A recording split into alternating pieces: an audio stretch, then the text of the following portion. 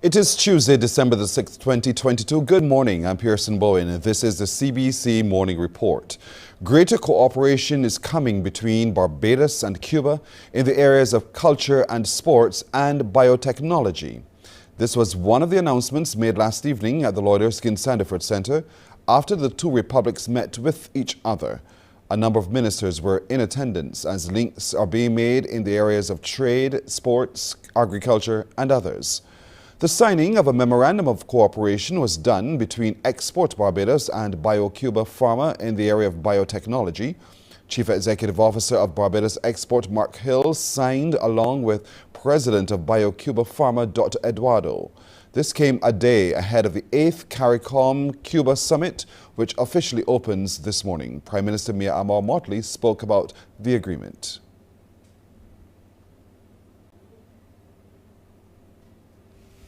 Is intended to see, as we look to bring about greater pharmaceutical equity in Barbados and the Caribbean and the Americas, how we may work with this agency in the area of pharmaceuticals and biotechnology, because Cuba has shown the world that it can lead in its research and in its development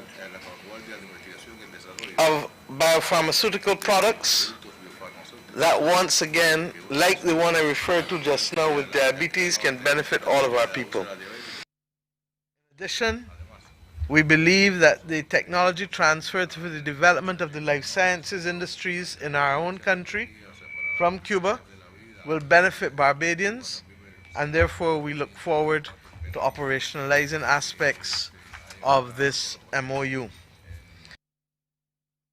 The Prime Minister also addressed the role the Cuban nurses are playing and thanked President Miguel Diaz-Canel. However, she says they want to benefit from Cuba's expertise in this area and have local nurses trained. We have agreed that there should be training and post-basic training for our nurses in conditions related to ophthalmology, glaucoma, and any other eye-related issues. As you know, Operación Milagro has been a significant benefit to many Caribbean people. And while we will continue to support that, we want also to be able to boost our capacity domestically to deliver the highest possible training and support to our people. The Prime Minister also reflected on some of the other areas of cooperation. More support in terms of also moving in to agriculture, biopesticides, our ability to be able to increase our sugarcane yields. It is one of the great paradoxes, and the President reflected with me earlier that they have benefited from varieties from Barbados in the past, but we have so lost so much of the institutional knowledge of our own sugar industry that we too now will cooperate with Cuba to be able to boost our yield and operation of other uses for the sugar cane as opposed to sugar. The Cuban president expressed his pleasure about the visit and the summit. I want to express our deep gratitude for the visit that's taking place now. And the official conversations that we have had have surpassed our expectations. And they've given us the energy to continue cooperating, to extend and deepen our relations. And they are an important commitment from Barbados and its government and its Prime Minister and its people. Coming up on the CBC Morning Report, both Ukraine and Russia are bombed as the war escalates.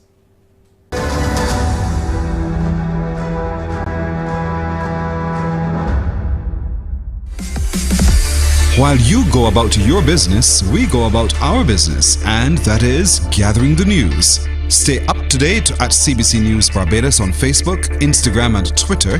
Get news update on radio throughout the day. And join us for the CBC News Night at 7 every night. CBC News team is on the job and bringing you the news.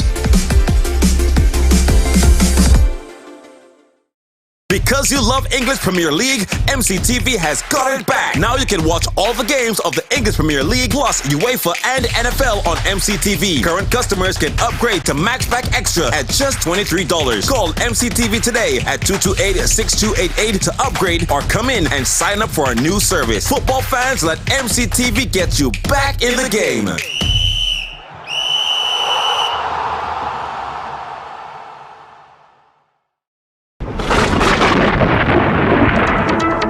When disaster threatens, it is comforting to know there's a team working to deliver credible, comprehensive, and up-to-date information. A team that is committed to serving you. A team that will be there before, during, and after the disaster. That is Team CBC, here for you this hurricane season.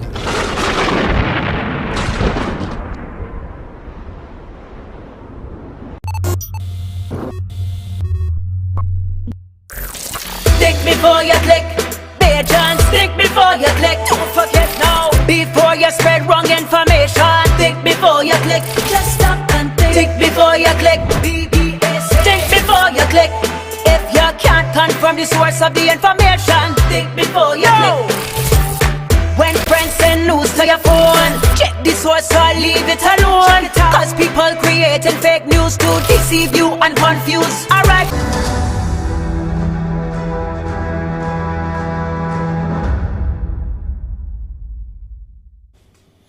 Moscow is accusing Ukrainian drones of attacking two air bases deep inside Russia, ahead of hundreds of kilometers from the front lines. They're hundreds of kilometers inside Russia, one near the city of Ryazan, southeast of Moscow, and one in the Saratov region.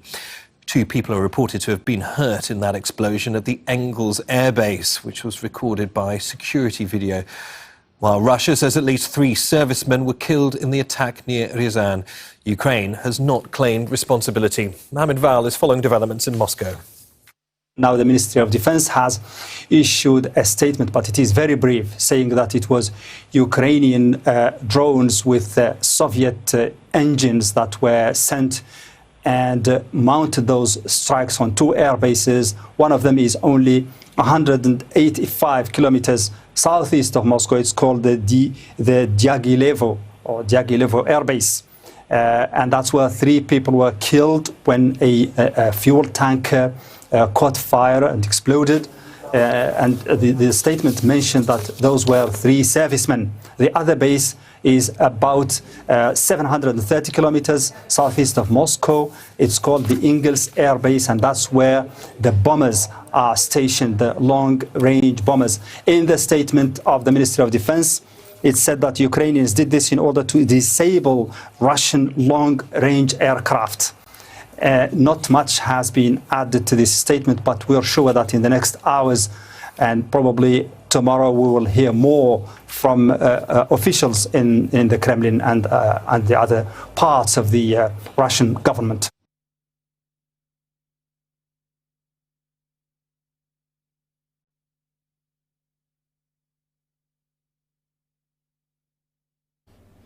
Meanwhile, Ukraine has accused Russia of destroying homes in the southeast and knocking out power in many areas with a new volley of missiles.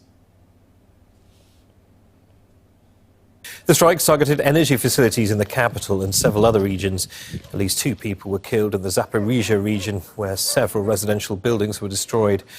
President Volodymyr Zelensky says most missiles were shot down by air defense systems.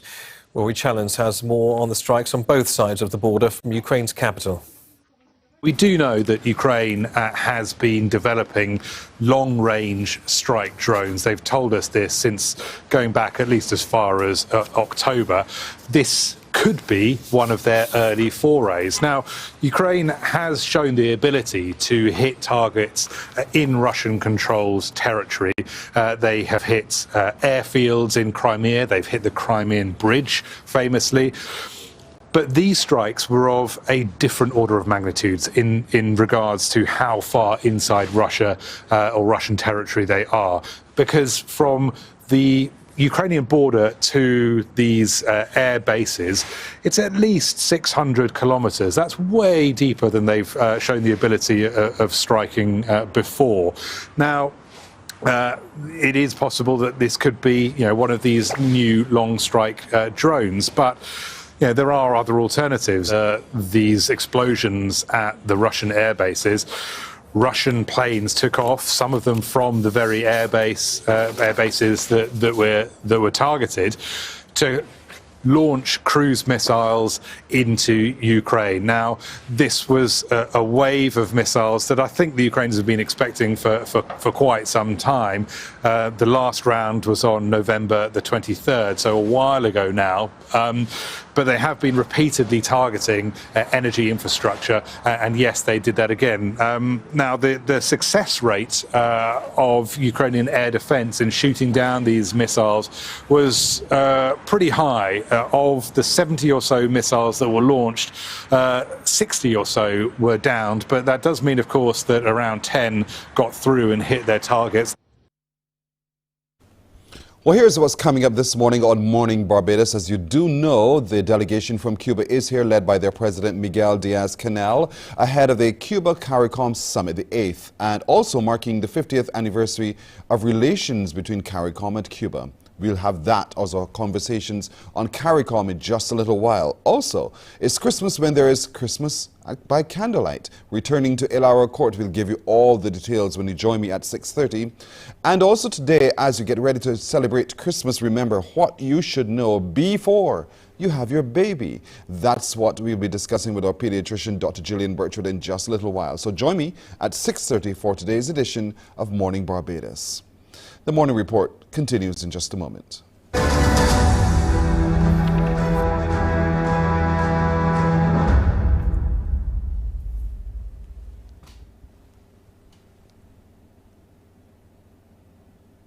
There is a saying, you can find a Bajan anywhere.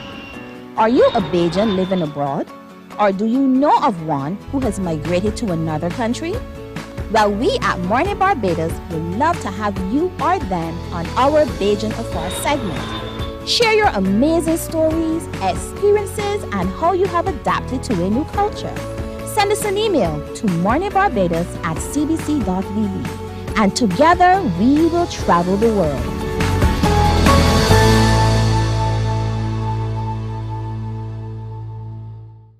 Some ask, what makes Barbados so special? We at Mornin Barbados say it's you, our exceptional youth. You are talented, resilient, and inspirational. You are the epitome of the Barbadian spirit, testing the boundaries of your creativity. If you are an entrepreneur, artist, baker, designer, author, or have done anything you think should be highlighted, email us at morninbarbados@cbc.bb. Let us show the world our exceptional Bajan youth. Books open your heart, your mind, and your soul. They are educational, entertaining, inspiring, and motivating. Are you an author of a recent book you want to share? Then Mornin Barbados would love to feature your book in our The Next Chapter segment. Send us an email to morninbarbados@cbc.bb. That's morning without the G. Come and let us turn those pages together. Enjoy movies.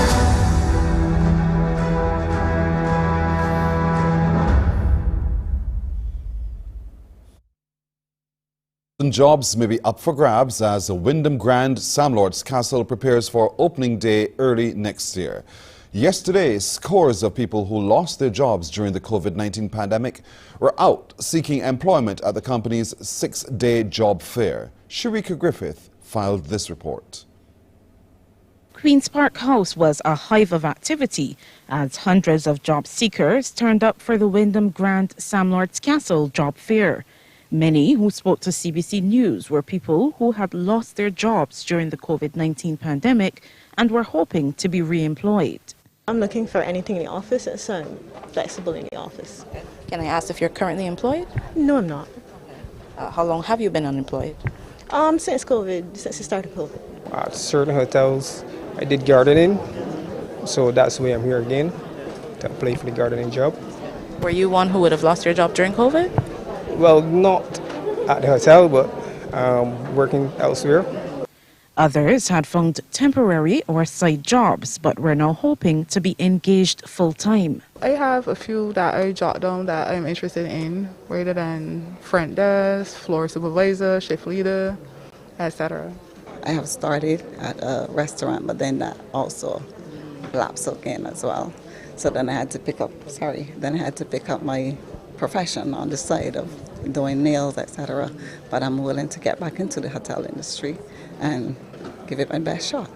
Chief Executive Officer of Hague Communications, Joyanne Hague, told CBC News there was a steady stream of people throughout the morning. This morning was a little backed up because we had a late 15-20 minute start, but now there's a steady flow of individuals coming. They're coming with their CVs, a recent passport size photo, and of course some form of identification. We have a lot of young people here, a cross section too as well. They're going to start initially with about 300 and then gradually bring it up to 1,000. So people will be shortlisted today, then they'll be called back for interviews, and that's going to take a little bit of time, but of course there's going to be some training. As for when the hotel, with its 422 rooms, will be welcoming guests, I would say in the earlier part of next year, but I wouldn't be able to give you a specific date, but we are getting there. It's almost close to completion, just what we call the cosmetics for the hotel, hence the reason why we are interviewing persons to get them ready. The job fair concludes on December 10th. Sharika Griffith, CBC News. A new Barbadian brand has been launched. Renowned chef Trevon Stout says he's ready to cater to the local, regional and even international markets. Crystal Hoyt has the details. Local chef Trevon Stout has been cooking up more than food in the kitchen. This is what he's been up to.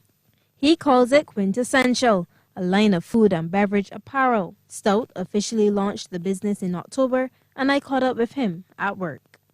We were a bit tired of the usual wear of the chefs, mixologists and the servers in the restaurants.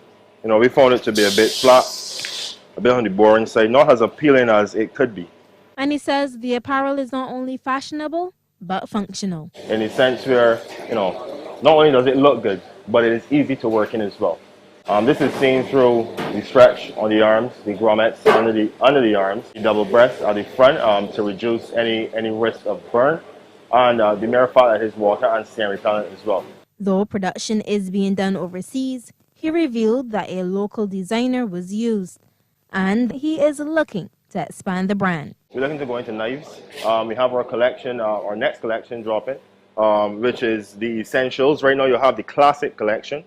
The essentials are going to be more relaxed, shirt type, but still very sexy, still very sharp, but would cater for those beachfront restaurants that don't want to be too uptight, too serious, and those chefs that don't like a lot of the long sleeve as well.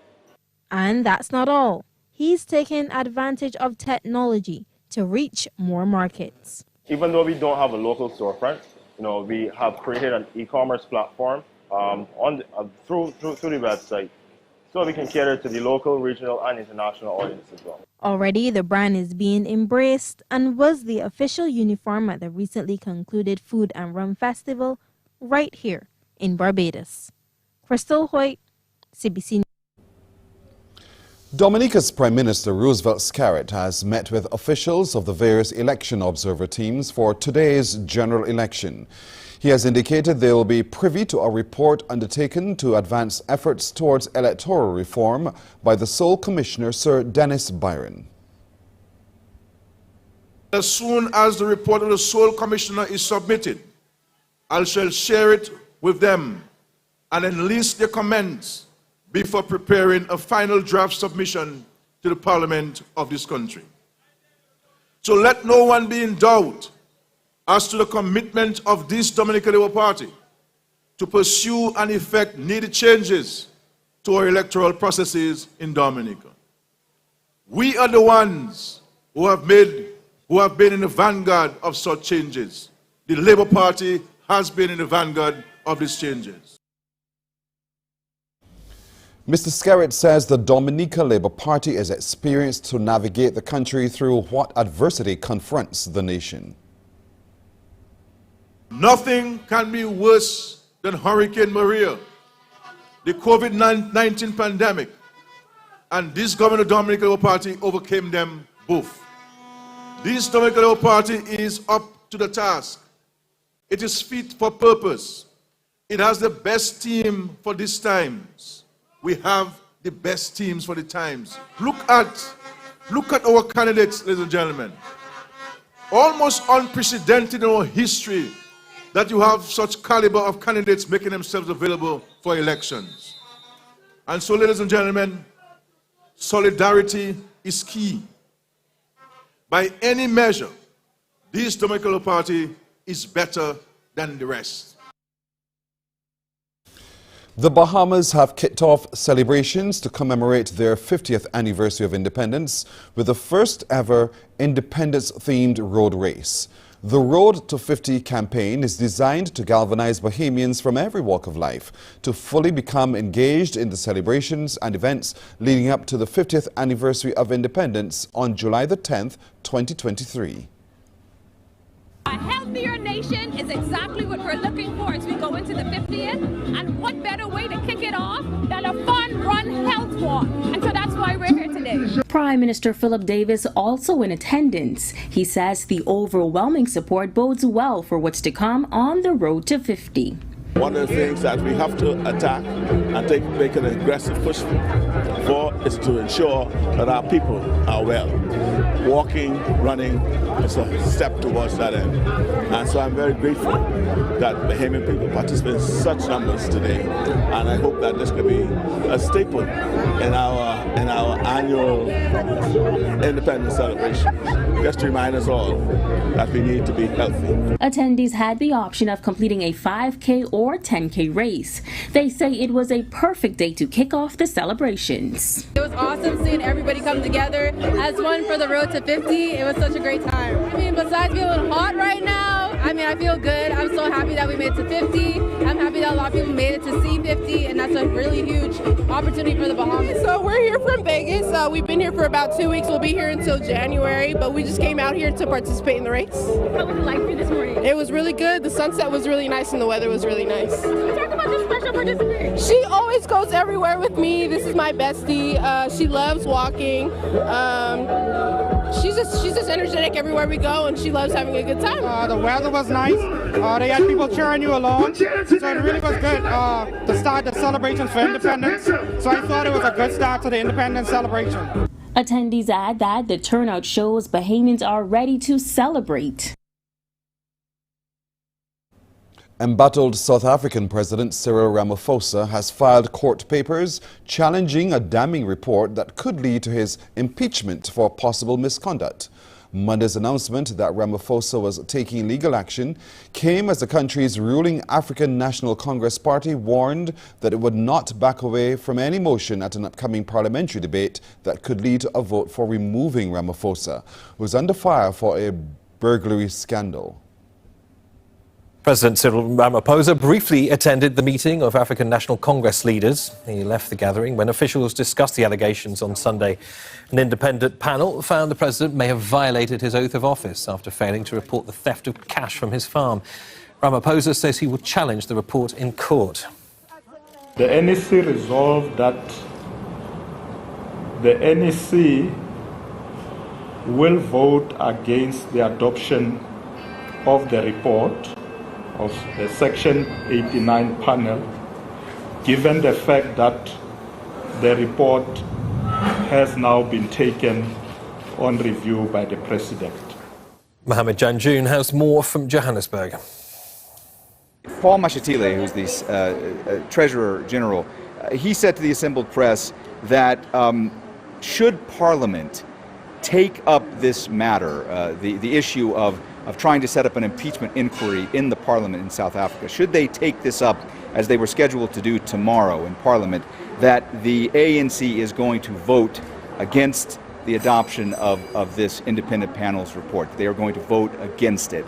But what's interesting is the justification he gave, because he said just after that was given the fact that this report has been taken to court. And what he was referring to then was the fact that President Ramaphosa has mounted a legal challenge to the findings by the independent panel.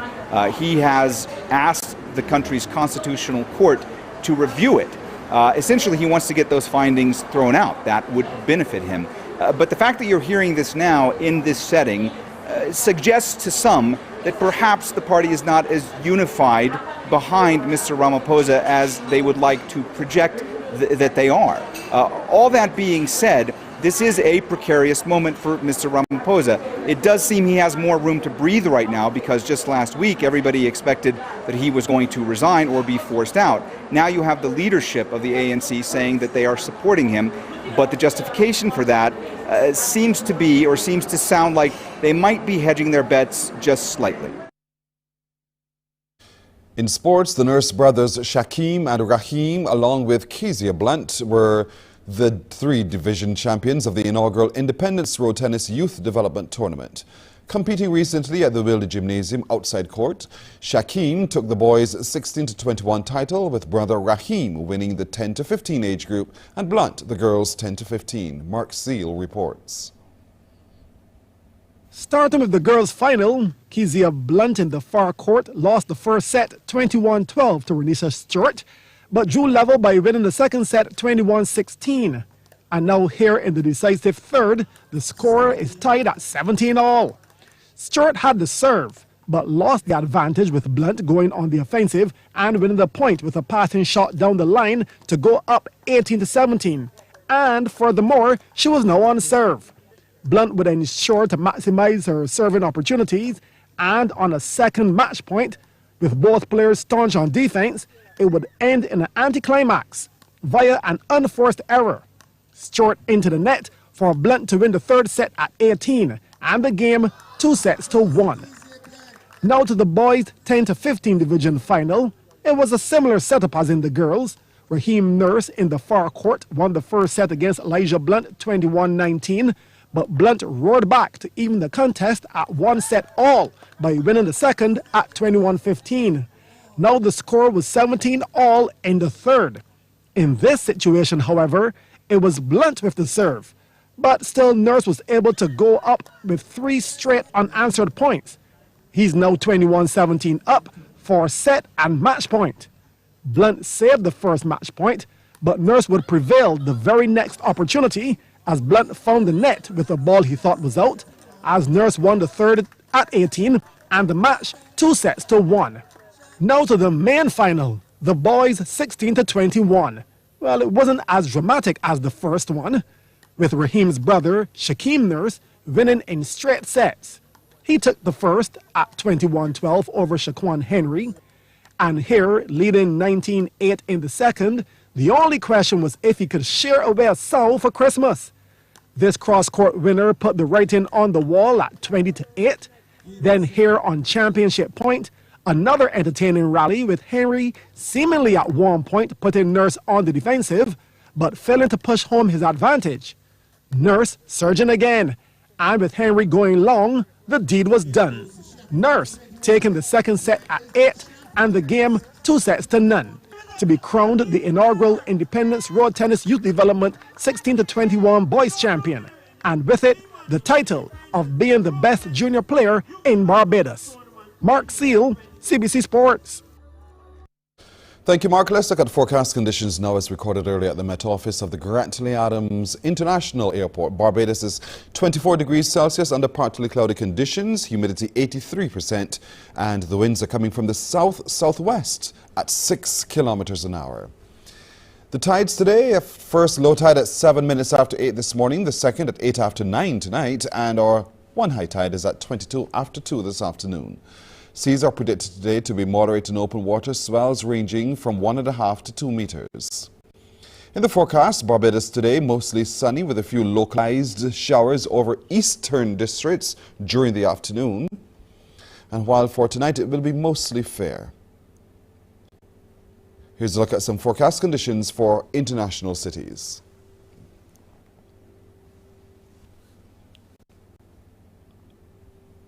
And that's it for today's edition of the CBC Morning Report. I'm Pearson Bowen. Morning Barbados starts now. Wake up, wake up, wake up, wake up. Barbados, get up. Good morning. Good morning, Barbados. Good morning. Good morning to you. Good morning. Morning, morning, morning. Good morning to you. Good morning. Morning, Barbados. Good morning. Good morning to you. Good morning. Morning, Barbados. Good morning. Wake up, wake up, wake up. Morning to you.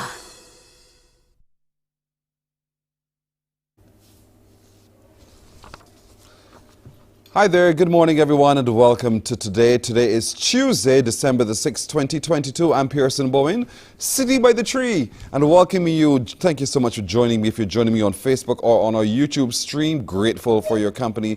And today, it being Tuesday, we'll have our conversation on CARICOM. As you do know, there's a big summit which starts today, but there's a lot of history and there's a lot of reason and meaning behind it. We will get deep into that when we have our conversations on CARICOM in just a little while. You know it's Christmas simply when there is carols by candlelight, and that event is back at the residence of the Prime Minister Elara Court. The details we will share with you in just a little while right here this morning on Morning Barbados.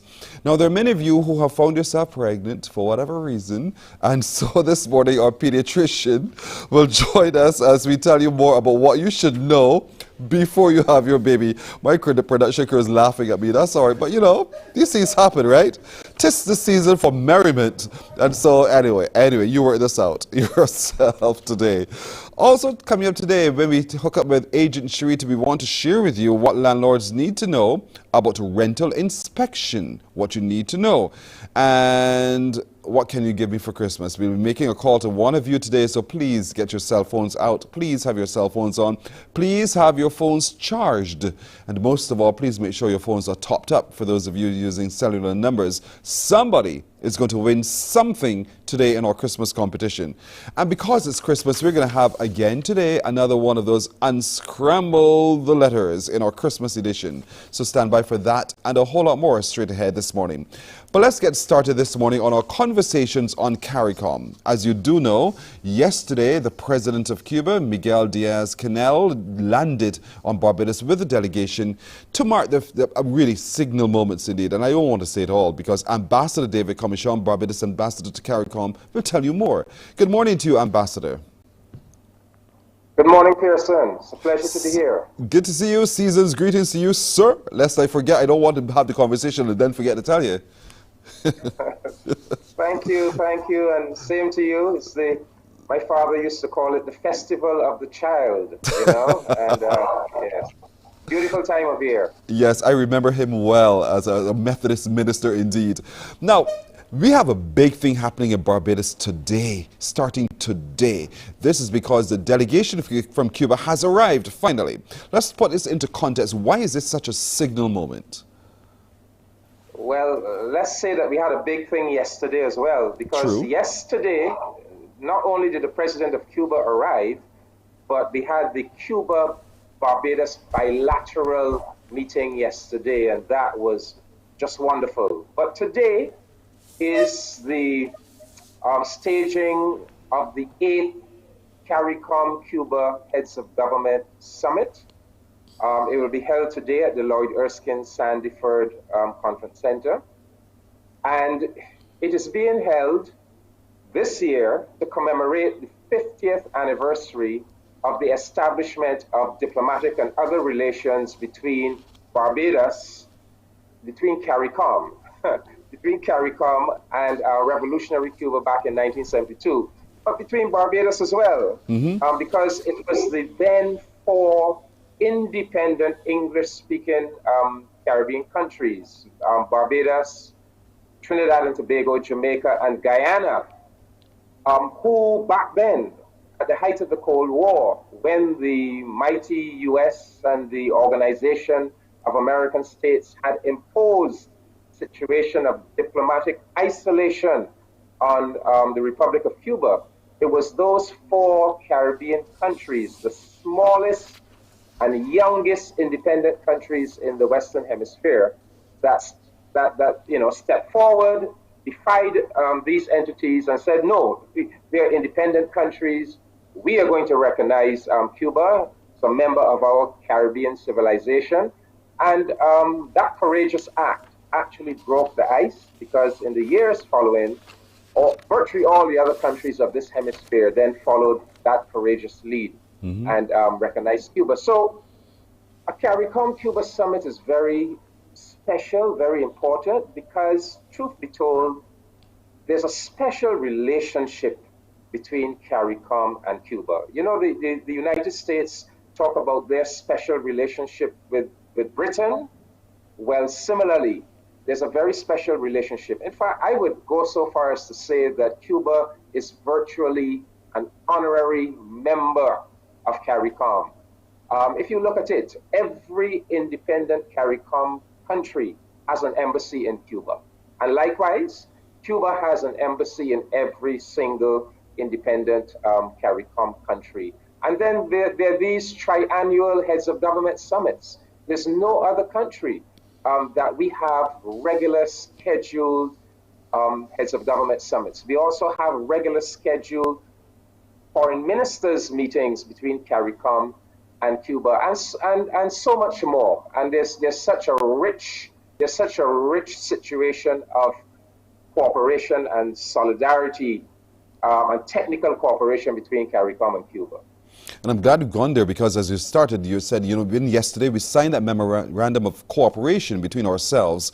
What do you see coming out of that signing that Barbados will benefit from? Oh, yeah. The president came with a very large delegation. It's a delegation of some 70-odd people, several ministers of foreign trade, science and technology, health, agriculture, so we covered a whole range of disciplines yesterday. There was the signing of the MOU between Biopharma Cuba, that's the Cuban entity. It has well over 100 companies in that whole field of biotechnology, pharmaceuticals, medications, etc. And they signed that MOU with Export Barbados. Barbados has targeted that whole life sciences area, pharmaceuticals, medications, biotechnology, food technology. And so there's going to be a big collaboration. Barbados is looking to actually establish, for example, a pharmaceutical industry. So Cuba is so far advanced in these areas that there's much that we can learn from them. There are many areas in which we're going to be able to partner with them, and there are investment opportunities in Cuba for Barbadians to invest in their pharmaceutical companies, etc. So that was signed, but there were many exciting initiatives that were agreed upon yesterday. For example, the artistic community is going to be very pleased because we have agreed upon a 5-year program where we are going to have all kinds of artistic exchanges, Barbadian artists going to Cuba, partnerships, working together with Cuban artists to produce new projects. And we are going to be allocating $1 million a year for the next 5 years to that project. Education sector, Cuba is going to be helping us with developing Spanish as a second language in Barbados. We are going to be, we have been on the receiving end of Cuban scholarships over the years. We are going to be offering some scholarships to Cuba as well. So you're going to see some Cuban students actually coming to Barbados to study. You were just showing the road tennis finals. Cuba provides us with coaches in certain disciplines. Mm-hmm. We are going to be sending coaches to Cuba in road tennis, in netball, in cricket. We're going to be collaborating in agriculture. The tourism authorities are going to be looking at the possibility of twinning Barbados, Cuba as tourism destinations, for tourists who would like that twin tourism experience, and many other things, Pearson. Yes. Too many to go into in this short program. Yes. But it was a wonderful meeting yesterday. Beautiful energy and synergy between the political leadership of the two countries. And today, we now look forward to CARICOM, Cuba. Let's talk a little bit about that, because in a couple of hours that starts the CARICOM Cuba Summit, the 8th. Who's here and what do you see to be the benefits out of that particular summit? Well, every CARICOM country is represented. However, not all of them are at head of state level. I think we have seven heads of state. I was at the reception last night, and there are people like President Irfan Ali of Guyana, President Santoki of Suriname. I know Prime Minister Ralph Gonzalez came in. So about 7 heads of state. The other countries will be represented at the level of ministers. Dominica, unfortunately, has an election today, but I got a little word that we might actually see Prime Minister Roosevelt Skerrit show up for a brief while in Barbados today. But just to run through the agenda very quickly, the agenda consists of bilateral relations, health, agriculture and food security, trade, climate change and disaster reduction, and global issues and multilateralism. And so we will be looking at the areas in which we will deepen our cooperation, because we already cooperate quite well in all of these issues. For example, that whole area of health. I mean, during the COVID-19 pandemic, all CARICOM member states, all 15, were able to receive Cuban medical brigades assisting with getting us through COVID. So again, that is testimony to the extent to which Cuba is so valuable to us.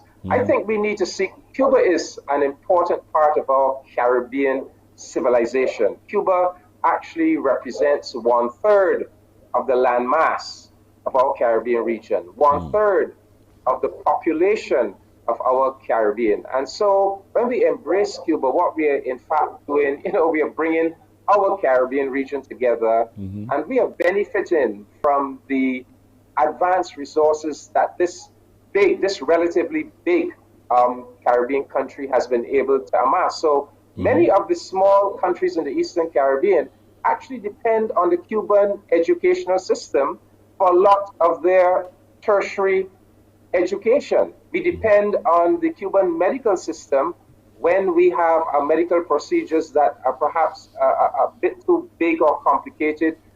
There's always Cuba that we can turn to. Yes. The big problem that we have to try to help Cuba with is getting that U.S. blockade lifted from Cuba. This blockade that has been in place since 1960, over 60 years now, really hamstrings Cuba. It makes life very, very difficult for Cuba.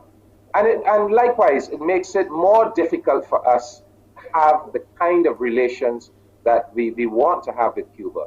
And ever since we recognized Cuba in 1972, the CARICOM countries have been giving solidarity to Cuba on this issue of the blockade. We have been calling on the United States to listen to the voice of the United Nations. The blockade is illegal, remove it. But sometimes under Obama, the U.S. was moving in the right direction, and then there came President Trump and reversed all the good things that Obama did in terms of lessening the blockade. So this is an area that we continue to give Cuba support and solidarity on. Very briefly, I know tomorrow, Wednesday, there's going to be the one-day colloquium in the Cynthia Wilson Arts Lecture Theatre at the University of the West Indies. Tell us briefly about what that is about and if the general public can be a part of it. Yes, well, thank you for mentioning that. The civil society organizations, we have several civil society organizations in Barbados, the Barbados-Cuba Friendship Association, Clement Payne Movement, Israel Level Foundation, that give a lot of support and solidarity to Cuba. And so we recognize that, look, here's an opportunity. Let's not just have heads of government and governmental people talking. but let us also commemorate this 50th anniversary. So we joined forces with the Cuban Embassy and the University of the West Indies. And tomorrow we're going to have a one-day colloquium. It starts at 9 a.m. It goes right through the day to about approximately 5 p.m. We're going to have scholars, activists, artists from Cuba, from all across the Caribbean. In fact, people have come in from Cuba, from Trinidad and Tobago, even from as far afield as Canada. And yes, Barbadians are welcome to come. You come. It's going to be done both physically and virtually at the Arts Lecture Theatre, the Cynthia Wilson Lecture Theatre at the University of the West Indies Cave Hill campus. And we're going to be reviewing the whole 50-year relationship between CARICOM and Cuba. We are going to be looking at all the different linkages, the people-to-people contacts. We're going to be looking at the fight against the sanction regime against Cuba. We're going to have Cubans who have lived in the Caribbean people who have lived in Cuba. We're going to have a conversation. And we're also going to look towards the next 50 years. What will the next 50 years look like? Yes. And so come to Cave Hill tomorrow. We'll be happy to have you there. Indeed. So much to talk about and still so little time. But next week, I want to have a follow-up if you don't mind, because I think this is such an exciting moment in time and with an exciting partner in the Caribbean region as well. And I certainly want to hear more about how this has been unfolding and will unfold in the future. Ambassador Kamashon, thank you so very much for joining us on our conversations on CARICOM. If it be God's will, we'll hook up again next week, really. But thank you so much for joining us. My pleasure, Pearson. Thank you. All the best. Likewise. We'll take a break right here. When we come back, carols by candlelight. Stay with us. The details. Morning, morning, morning. Good morning. Good morning to you. Enjoy movies, soaps, drama, comedy, inspiration, education, music, and more. You get it all when you get MCTV, because MCTV gives you more. While you go about your business, we go about our business, and that is gathering the news. Stay up to date at CBC News Barbados on Facebook, Instagram, and Twitter. Get news update on radio throughout the day. And join us for the CBC News Night at 7 every night. CBC News team is on the job and bringing you the news. Because you love English Premier League, MCTV has got it back. Now you can watch all the games of the English Premier League plus UEFA and NFL on MCTV. Current customers can upgrade to Max Pack Extra at just $23. Call MCTV today at 228-6288 to upgrade or come in and sign up for our new service. Football. Morning, morning, morning. Good morning. Good morning to you. We are 11 and a half minutes now to go to the hour of 7 o'clock. Every year, thousands of you look forward to Carols by Candlelight. And it's been a little different owing to the pandemic, but this year it is back in its real true iteration. Joining us as we look at the details about what you can expect this weekend is Tracy Knight-Lloyd, who is the president of the Rotary Clubs of Barbados, and the president-elect, who is also the chair of the fundraising committee, Ermin Darrow Francis. Good morning, both of you ladies. Good morning. Happy holidays, Merry Christmas, all of those things, Joyeux Noel to both of you. I think Barbadians, Tracy, are you're welcome, so looking forward to this weekend's activity. All I can say, Pearson, we are back. We are back. We are back home. We are back home. We are back home. Carols by Candlelight heads back to Ilara Court in full and fine form. We have a fantastic lineup this year. President-elect Ermi will share more about that. But of course, we are so thrilled with the response. You know, Barbadians never stop supporting Carols by Candlelight. Even when we pivoted last year and we had to hold our show at the drive-in, they came out in their numbers. Our shows were sold out. This year is no different. We're back home and everybody is coming back out. Tickets are getting scarce, as the Bajans would say. A word to the wise is enough. But more importantly, I think Barbadians know that when they come to Carols by Candlelight, they're supporting their own because Yes. all proceeds from this event go back into the Barbadian community. And so we have always had an awesome response to our show over the past 27 years. I'm telling you, Tracy, already, I mean, months in advance, my siblings have been talking about this. They've been securing tickets. We're asking, how many of you are coming? I need to start putting orders in place. It is just so uncanny how they so look forward to Carols by Candlelight because it truly is one of those heartwarming family occasions. And it's held, as you keep saying, our home, which is Ilara Court, the home of the Prime Minister. So let's talk about, I mean, this is now your 27th year? Yes. Yes, it is. That's a long time you've been doing this. No, because it's a Bajan tradition, person. simply put, it's a Bajan tradition. You have ham at Christmas, Queen's Park at Christmas, Carols by Candlelight is Christmas. Indeed. Ermin, are you equally looking forward to all that's coming up this weekend? Oh, yes, yes. We started preparations very early this year, knowing that we are going back home after 2 years to ensure that we give patrons a really good and exciting show. So we are looking forward to that. We've been working at it, I would say, for the last 10 months to ensure that we make that show one to remember. I'm telling you, and as I told you just now, my siblings have been looking forward to this for almost the same 10 months as you've been planning it. So let's look at who's going to be on stage when we come to Carols by Candlelight this weekend. Whoa, everyone. We have some top class local artists like Biggie Irie, Red Plastic Bag, Alison Hines, the John Ruette Review, our junior monarch is going to be on stage. We have a long list of top class artists who have been supporting us and are ready to entertain our patrons at Ilara Court.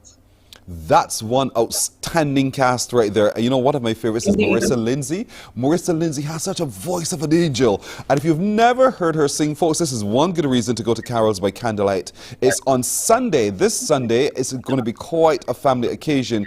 I see there that tickets are $40. And where can tickets be had from? Okay, so we have a number of box offices starting at Carlton, Blackrock, and Emerald City. We had free IMAT branches at The Walk, at Lanterns Mall and Haggard Hall. We are also at party occasions at Sheraton Mall. We are on ticket links for persons who prefer to purchase their tickets online. We also have tickets for our Rotarians. Just give us a call. We'll get the tickets to you or tell you where you could find those tickets. Indeed. Now, when I look at the lineup, I see here a mixture of disciplines. There's dance, you know, there's steel pan, vocalists, all sorts of expressions as well. Children who will be performing, and I know that we always look forward to that because it is what Carols by Candlelight is all about. We will also be having, as per usual, the opportunity to bring our blankets and so forth and just lounge on the lawn at Ilara Court. Yes, everything you're accustomed to doing, we'll continue to do that. Walk with your blankets or your folding chairs so you can enjoy Carols by Candlelight from the beautiful grounds of Ilara. I know there are people who pick out their spot and they say, we're going back to that spot. We're going back to that spot.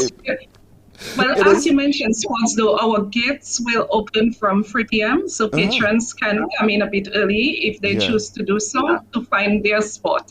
Right, there you go. From 3 o'clock, folks, you can be starting to make your way into the grounds at Ilara Court. The show starts at 5, but it's really going to be quite an occasion indeed. And as usual, you ask people to bring some wrapped gift because you want to give to those in need.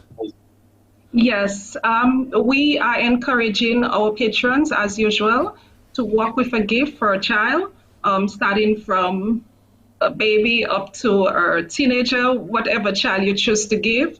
Walk with that gift and you will deliver that gift to us at the entrance gate. If you choose to wrap that gift, that's okay, but we will accept your gifts unwrapped and we will wrap it for you. Lovely. Now, Tracy, one question one has to be asked is, why does the Rotary Club do this every year for the last 27 years? What's in it for you? What do you do? Why do you do it? Wants to add to the Barbadian event calendar, but more importantly, it is our major fundraiser. It is the program that still substantially contributes to all of our donations, all of our giving throughout the year. So last year, we're a very structured club. So last year, when I would have raised my funds, that's what we are using this year. Ermine is raising funds from Carols this year, and those will be spent next year. So what have we done so far with our funds from Carols by Candlelight? We've invested heavily in youth programs. This year, we would have continued our Youth Elevation Scheme, which is a program directly targeted at about 40 young teenagers who are defined as at-risk, terms I don't like to use, but who are defined as at-risk. And we spent a number of Saturdays coaching them on conflict resolution, building their self-esteem, doing exciting activities like vision boarding, outdoor team building activities, a comprehensive program to build psychological, self-awareness, emotional thinking, and to really ensure that these young people know that they have a future and to build their self-esteem. And of course, you can see how relevant that type of program is currently. Mm-hmm. The other youth program that we spent quite a lot of time on is building the brand called You, where we've gone into secondary schools and we've done over 54 sessions with young people looking at financial literacy, teaching them the basics of how to budget,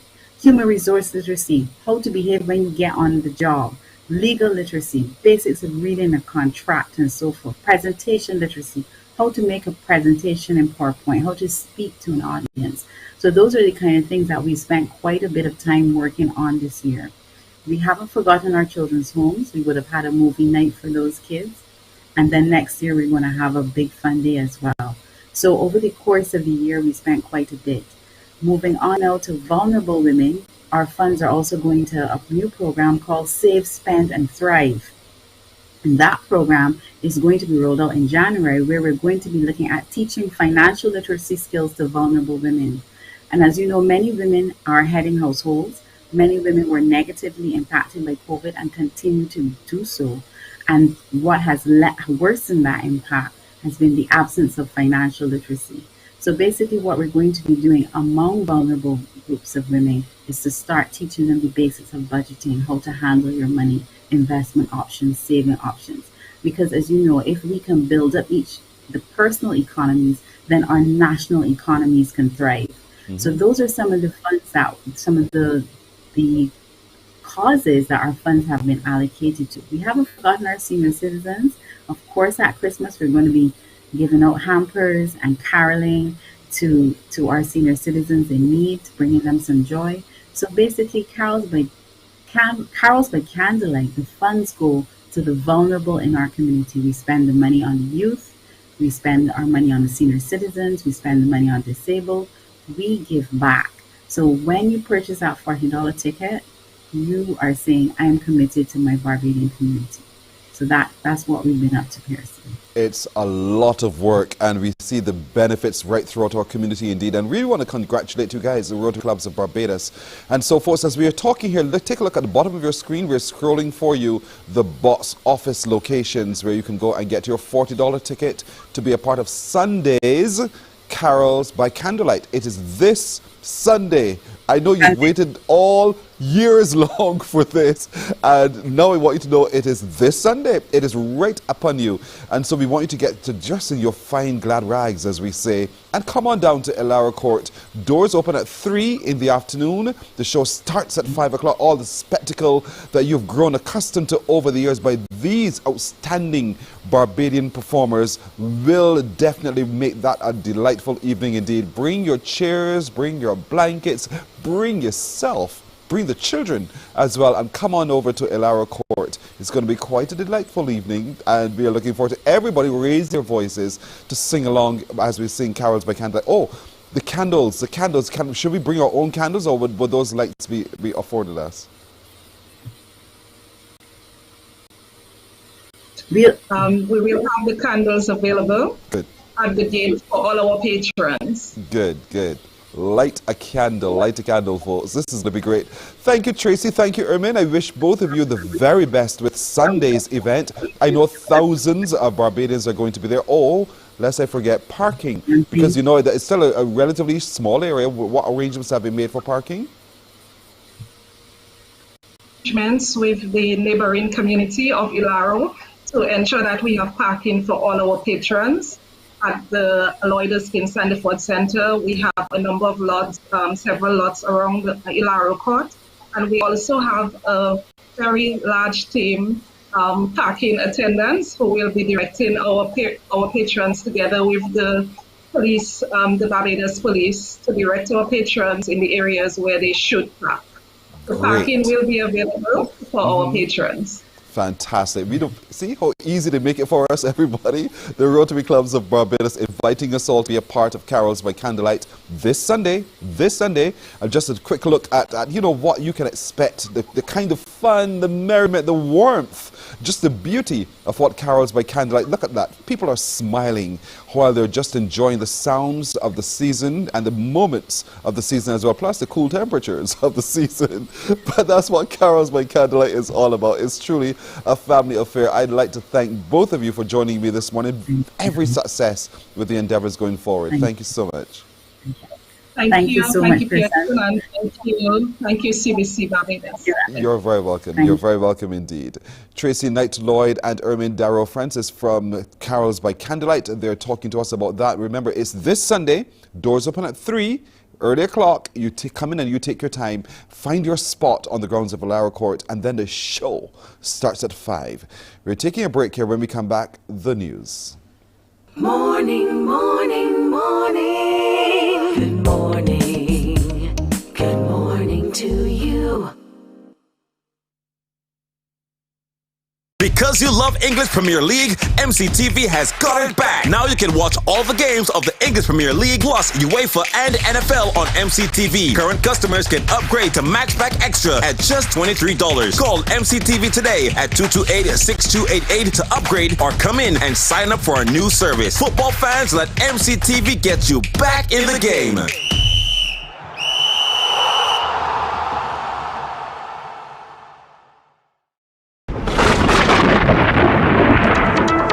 When disaster threatens, it is comforting to know there's a team working to deliver credible, comprehensive, and up-to-date information.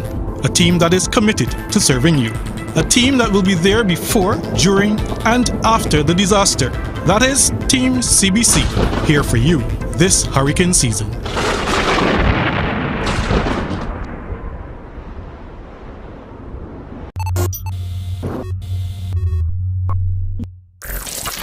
Before you click, patrons, think before you click. Don't forget now, before you spread wrong information. Think before you click, just stop and think. Think before you click, BBS. Think before you click. If you can't confirm the source of the information, think before you click. When friends send news to your phone, check the source or leave it alone. Cause people creating fake news to deceive you and confuse. Alright now, accident broadcast on WhatsApp. Check yourself, don't forward that. Have respect for the victim's family. You would not share family like that. Think before you click. Patrons, think before you click. Don't forget now, before you spread wrong information. Think before you click. Just stop and think. Think before you click. Think before you click. If you can't confirm the source of the information, think before you click. Morning, morning, morning. Good morning. Good morning to you. Greater cooperation is coming between Barbados and Cuba in the areas of culture and sports and biotechnology. This was one of the announcements made last evening at the Lloyd Erskine Sandiford Center after the two republics met with each other. A number of ministers were in attendance as links are being made in the areas of trade, sports and agriculture and others. The signing of a memorandum of cooperation was done between Export Barbados and BioCuba Pharma in the area of biotechnology. Chief Executive Officer of Barbados Export Mark Hill signed along with President of BioCuba Pharma Dr. Eduardo, and it comes a day ahead of the 8th CARICOM summit, which officially opens this morning. Prime Minister Mia Amal Motley spoke about the agreement. It is intended to see, as we look to bring about greater pharmaceutical equity in Barbados and the Caribbean and the Americas, how we may work with this agency in the area of pharmaceuticals and biotechnology, because Cuba has shown the world that it can lead in its research and in its development of biopharmaceutical products that once again, like the one I referred to just now with diabetes, can benefit all of our people. In addition, we believe that the technology transfer for the development of the life sciences industries in our own country from Cuba will benefit Barbadians, and therefore we look forward to operationalizing aspects of this MOU. The Prime Minister also addressed the role the Cuban nurses are playing and thanked President Miguel Diaz-Canel. However, she says they want to benefit from Cuba's expertise in this area and have local nurses trained. We have agreed that there should be training and post-basic training for our nurses in conditions related to ophthalmology, glaucoma, and any other eye-related issues. As you know, Operación Milagro has been a significant benefit to many Caribbean people. And while we will continue to support that, we want also to be able to boost our capacity domestically to deliver the highest possible training and support to our people. The Prime Minister also reflected on some of the other areas of cooperation. More support in terms of also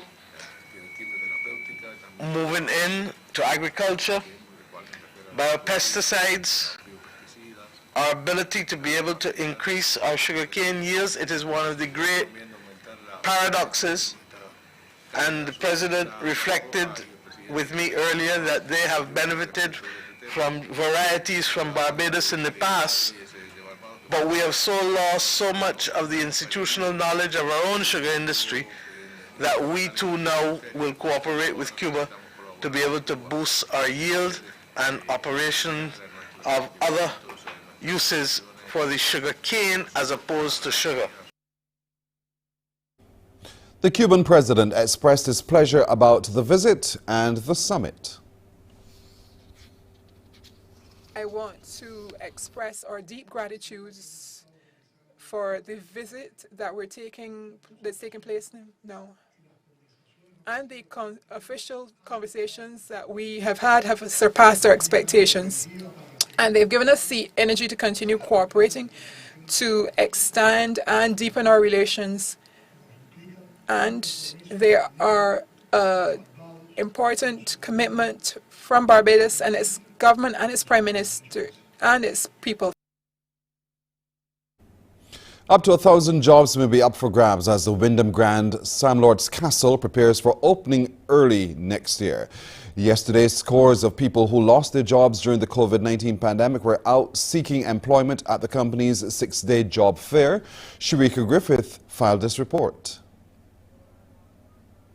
Queen's Park House was a hive of activity as hundreds of job seekers turned up for the Windham Grand Sam Lord's Castle job fair.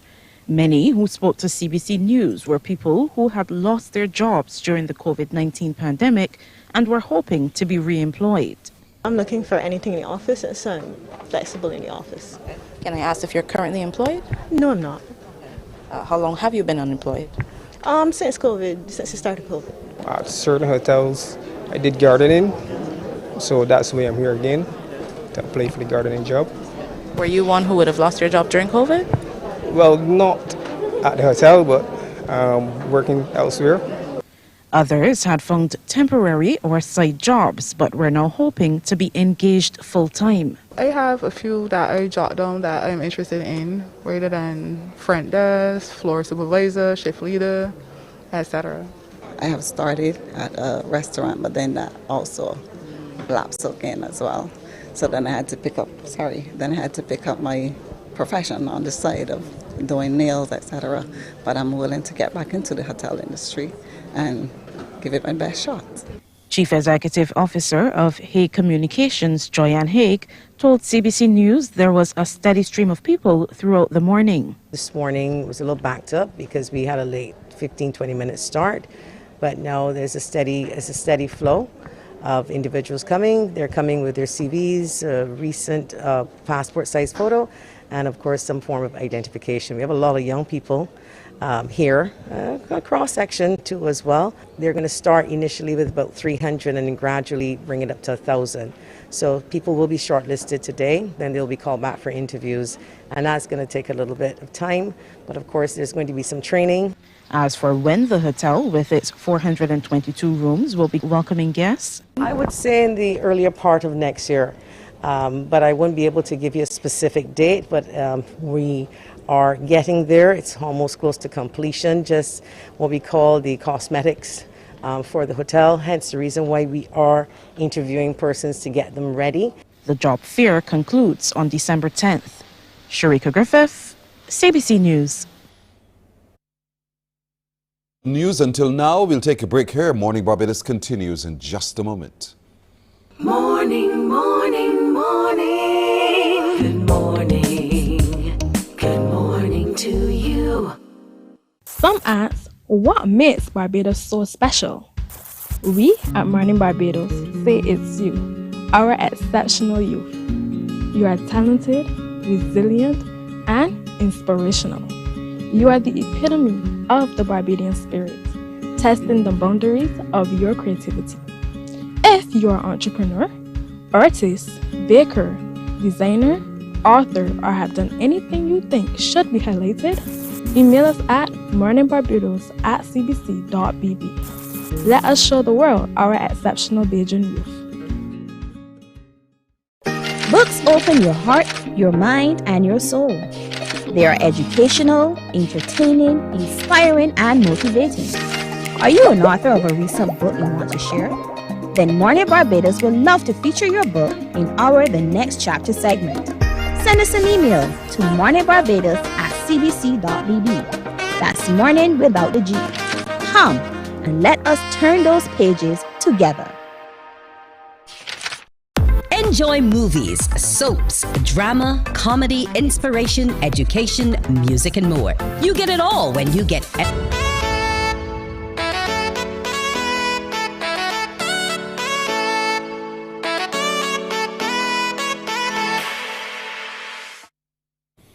12.5 minutes now after 7 o'clock. What should you know before you have that baby? What should you know before you have the baby?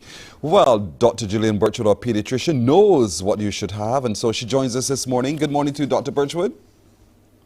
Good morning, Pearson. I love that Christmas tree. I don't even have mine up yet. Happy holidays. You don't? What are you waiting for? No, I don't know. Listen, the family is not going to like that. Correct. But listen, what last year there was something that you Trinidadians make. What was it called? A pastels, is it called? Yes, they're called pastels. Uh-huh. Is that a good Pearson? That is right. That is right. That is right. But nonetheless, we are looking forward this year to some pastels indeed. But it's good to see. The production crew is saying, "Whoa, boy, the cinnamon buns, the cinnamon buns." She's a genius at cinnamon buns making. A very modest one. A very modest one. Fair enough, fair enough.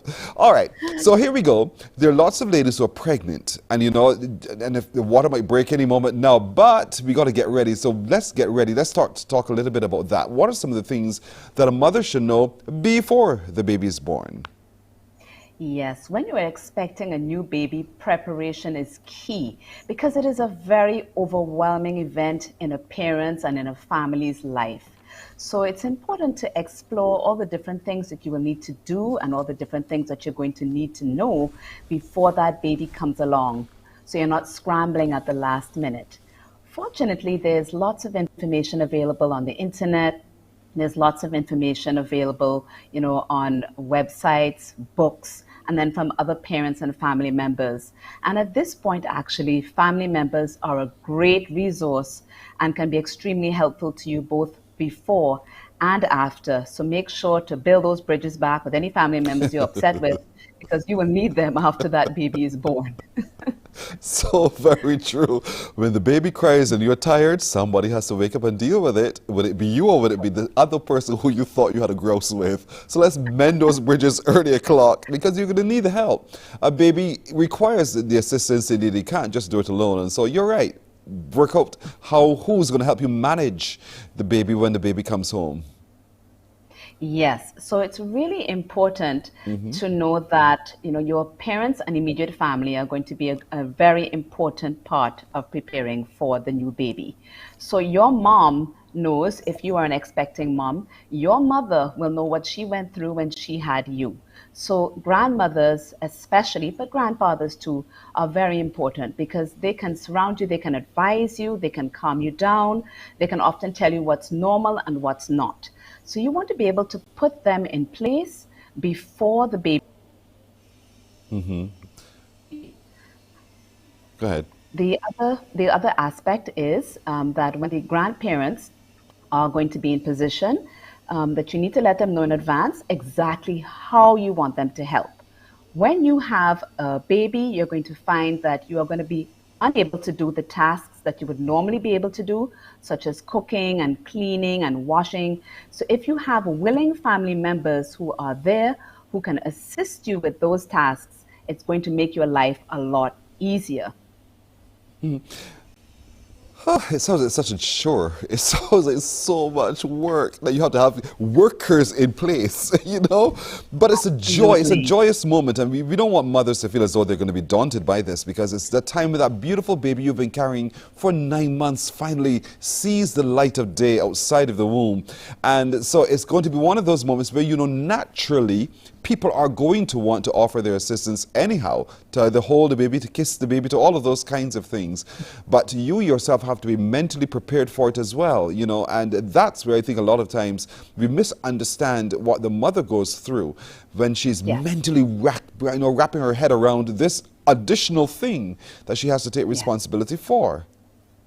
Yes, mental preparation is key because I don't think it's possible to really explain what it is like when a new baby is coming into your household for the first time. You are really not going to be in a position to have life as usual as you did before. And I find that a lot of new moms struggle with I can't have my life in the same way that I would normally expect. And so there's a little kind of period of depression that can sometimes follow. But if you know that this is only for a time and a season, all the ways that your perfectly crafted life has been upended by this little person, that, it's okay. Eventually things will settle down and things will get easier. And so it's important to be aware that there will be a lot of changes in a short space of time, but you're going to get through it. That is so important you said it. Now, that's easier for the mother who's expecting what we call a normal baby. But when you've been told by your daughter that your baby has some kind of deficiencies, some kind of abnormality, it has to be a whole lot more difficult for you. So what advice would you give to the mother who's received the news that the baby either has a hole in the heart, the baby is going to be Down syndrome, the baby is going to be whatever? That's really, really an important question because whenever somebody's expecting a baby, they are going to be automatically thinking to themselves that everything is going to be perfect. Sometimes families will find out in advance that their child may be different for some reason, and sometimes they don't know until after that baby is born. And they will feel upset, perhaps a bit disappointed, and they may feel guilty that they have done something that has caused this to happen. But in many cases, for example, if you have a child with Down syndrome, parents may think the worst, but we know that these children are beautiful and lovely and are a wonderful part of the family and are a very welcome addition. So the news may seem overwhelming at the time, but take it one day at a time. Your doctor and the medical team are going to guide you through and let you know whether you should be really worried or if it is something that can be dealt with and what to expect for life when you have a child who is not going to fit the exact normal that you would have expected. And know that in time, even if you don't feel that way immediately, you will very much love this very special child. Although you may go through a mourning period, literally parents will go through a mourning period, mourning the loss of that absolutely perfect child that they expected. But children who are different are also perfect, but in a different way. Indeed. You will be amazed at your capacity to love. Honestly, your heart just opens up in a totally different way. And you welcome this child in, and suddenly you didn't realize that the child was in any way different. It was just another child that you've had. And so you would also want to have the people who live with you and the space in which you live also adequately prepared to receive the child when the child comes home from hospital. Yes. So I missed some of what you said, but I'm not sure if you were talking about the child who was different from what you expected, if you were just talking about children. Ah, yes. So it's key to prepare family members, because what happens is that although during the time you're in hospital, the child may perhaps, you'll get accustomed, then you will start to wrap your brain around having a different child. Your family members may not have been prepared in the same way. They may not have spoken to medical professionals. It's always advisable to have a family meeting before a child goes home if they're going to be different from what you expect. And this is something that is frequently done in the hospital to prepare families and to inform them and to educate them about this beautiful new little child that they have, though they may be different. And it's important to help and support family members because they're going to help and support you. As parents, it's really difficult to have to explain to everyone all the time what is different, what is a child. It's really difficult to have to talk to everybody and explain from scratch. And this is where your medical team can come in handy and do all the explaining for you. And the family members can ask questions that perhaps they would have been afraid to ask the parents about what to expect. And then in turn, when they go home, they will not ask questions that perhaps may really upset you. They may mean well, but sometimes what is said is not very helpful. Yes. So if you find family members perhaps are not helpful or are bringing you down without meaning to, you might need to sort of, put them to the side a little bit while you learn to cope with things yourself. So very, very, very true. Some mothers would assume breastfeeding should come naturally, but not in every case it does. And so it could be quite offsetting. What would you say to that mother who's expecting perhaps her first child, who might be startled herself that she doesn't feel the need to breastfeed? Yes. So on TV, everything goes perfectly. The child is born and they're breastfeeding perfectly within 5 minutes. We know the reality is quite different. And so I always like expecting parents to know, yes, breastfeeding is natural, but it doesn't always come naturally in the very beginning. So the first thing to know is that baby's never done this before. And in a new mom's never done this before. So expect to fumble. Expect that things aren't going to be perfect. It's okay. It takes a couple of days for things to really become established. The second thing to know about breastfeeding is that milk does not start noticeably flowing for quite some time. It may take a few days before a mom will notice that milk flowing. However, what you'll find is that the baby is going to be expert at getting that milk out. So don't worry about how much milk you think you're making. It's important for baby to decide whether baby is satisfied, not mom. And so just put baby to breast in the faith and knowledge that there will be milk there. The last part I like expecting moms to know is that when little ones get the hang of breastfeeding and they are sucking really hard, really often, moms can get really sore in the beginning. And they might want to cry too when baby starts to cry, but it will pass. Don't worry about it. It will pass. Don't worry about it. But we do a lot of things to ease our pain. And would you want to caution mothers about that as well, whether it's application of some kind of solution or to taking of something, ingesting of something? What would you say to a mother who thinks, I got to manage this pain, this child is biting into me? So what do you say to her?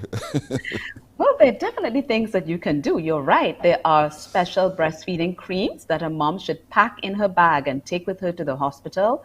It doesn't mean that every mom will get sore, but for those who do, it's important to have something at hand. The second part of things is that if you really have a lot of pain and soreness, a breast pump can help to relieve the pressure of baby going to breast every couple of hours. And if you really have a lot of soreness, then you can definitely take some pain medications, many of which you would not have been able to take during pregnancy, are quite safe to take when you are breastfeeding. So you can reach out for the pain medications. And if you're not sure, you can definitely talk to the the obstetrician or the pediatrician about what is safe to use. But absolutely, there's no need to suffer. There are things that you can do and make sure that baby is latching on properly. That will reduce the likelihood of developing soreness. Yes, indeed.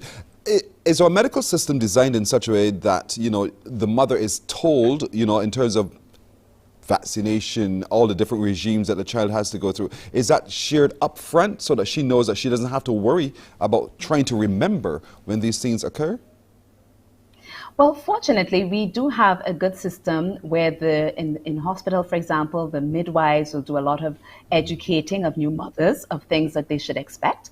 The other thing is that at discharge, they are handed the green book, which is like the baby passport here in Barbados. They're handed the green book, which has a lot of information, including it has information about the vaccination schedule, information about what to expect for children's normal development, and there is information as well about, you know, teeth, when they should show up, and so on. So there's a lot of information in there because, you know, let's face it, when a mom has a baby or family has a baby, they might forget a lot of the information they're told because it can be quite overwhelming. So you open that green book, look in it, and a lot of the information is in there. And if you don't see it, don't worry, you can always reach out to your healthcare provider to fill in the information for you. We expect that you're not going to remember everything. You barely remember your own name when you have a baby. So there you go, ladies. Now you know you're not in this alone. The system will support you indeed. All of the medical facilities will be afforded you to ensure that you do have a healthy, thriving baby, even if the baby is different, you know, and it's because of that. And you know me and my personal story, my boy Michael, and all that the system has in place to help him be who he is today, 8 years old and doing so very well. And that's the idea. That's the whole thing, you know, folks, that you can still enjoy, even if it's a little bit different, still enjoy it to the max. So mothers, now you know, these are some of the things you need to be mindful of. So don't pressure yourself trying to work it all out. Don't do that. Don't do that. Just have a healthy, safe delivery and enjoy the birth when it happens indeed, because this child will be loved by our society and by your family in particular. Dr. Bertrand, as always, thank you so much. Looking forward to connecting with you again next week if it be God's will. Yes, let me go and start making pastels. Yes, and cinnamon buns. Thank you. Have a great day. Likewise. Thank you so much, Dr. Julian Bertrand. We're coming back in just a moment.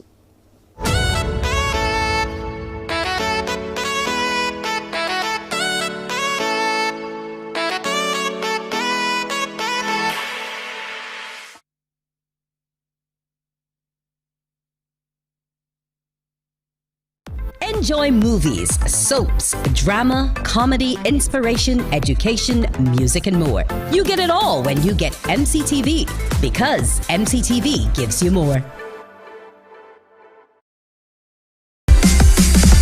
While you go about your business, we go about our business, and that is gathering the news. Stay up to date at CBC News Barbados on Facebook, Instagram, and Twitter.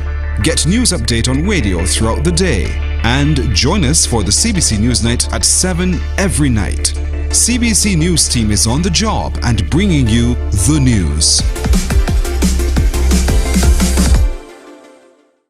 Because you love English Premier League, MCTV has got it back. Now you can watch all the games of the English Premier League plus UEFA and NFL on MCTV. Current customers can upgrade to Max Pack Extra at just $23. Call MCTV today at 228-6288 to upgrade or come in and sign up for our new service. Football fans, let MCTV get you back in the game.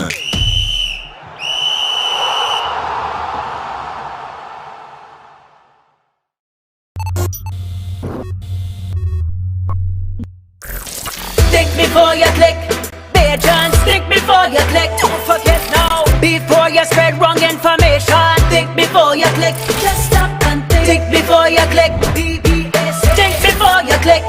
If you can't confirm the source of the information, think before you click. When friends send news to your phone, check the source or leave it alone. Cause people creating fake news to deceive you and confuse. Alright now, accident broadcast on WhatsApp. Warning to you.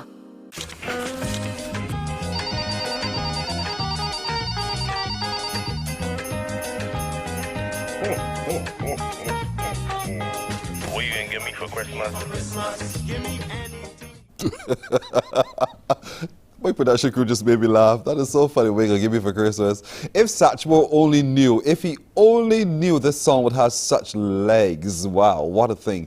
What you gonna give me for Christmas? My turn to give you a call now, and your turn to answer the phone in the way the gentleman just did.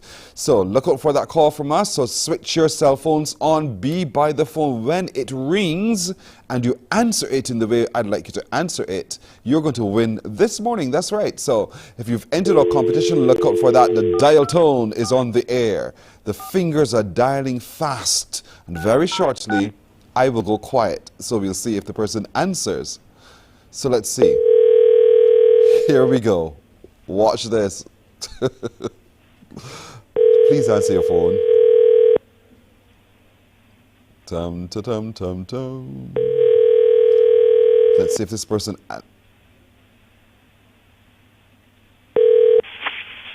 Hello, good morning. Hello, good morning. How are you? I'm all right, thank you. You? Hi, may I speak to Julia? Julia's at home. Julia's at Is home. Julia? No, she's not at home. Where Julia is? She's doing on work. She's at work? Yeah. Already? Pardon? Already? Yeah. Oh dear, oh dear. All right, well tell her we called to wish her Merry Christmas here. Yeah, all right. Is that it? Oh, you know who you're talking to? No. All right, but tell her she got a call this morning to wish her Merry Christmas, okay? All right. Yeah. All right, ma'am. You're her mummy? Yeah. What's your first name? Me? What's your first name?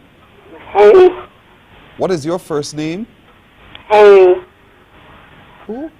Henry. Oh, well, good to meet you, all right? Yeah, all right.